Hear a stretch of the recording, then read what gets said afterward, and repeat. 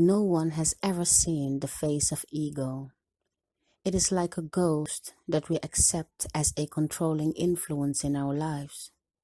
I look upon the ego as nothing more than an idea that each of us has about ourselves.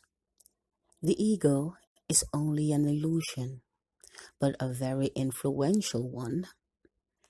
Letting the ego illusion become your identity can prevent you from knowing your true self.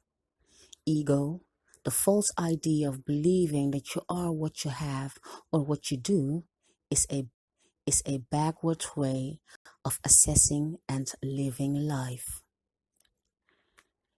You have probably noticed the word ambulance written backward on the front of a vehicle so that a person seeing it in their rear view mirror can read it.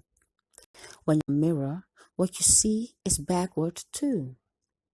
Your right hand is your left and your eyes are reversed. You understand that this is a backward view that you are seeing and you make the appropriate adjustments. You do not confuse reality with the image in the mirror. The ego idea of yourself is very much like the mirror example, without the adjustments. Your ego wants you to look for the inside on the outside. The outer illusion is the major preoccupation of the ego.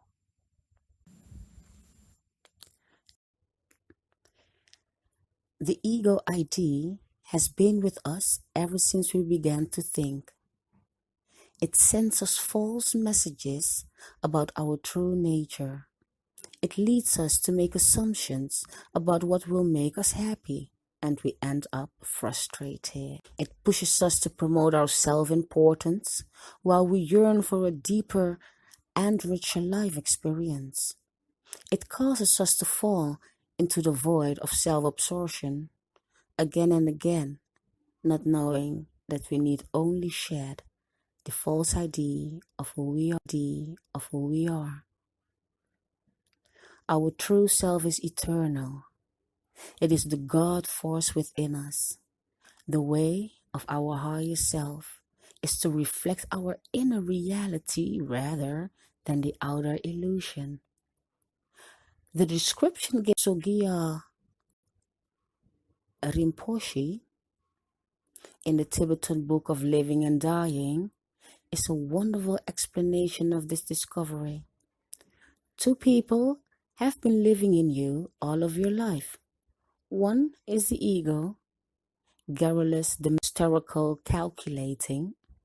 The other is the hidden spiritual being whose still voice of wisdom you have only rarely heard or attended to. He refers to this hidden spiritual being as our wise guide.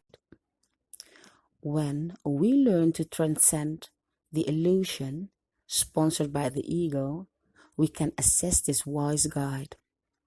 We can invite in the higher aspects of ourselves to function in their natural, loving, and integrated design.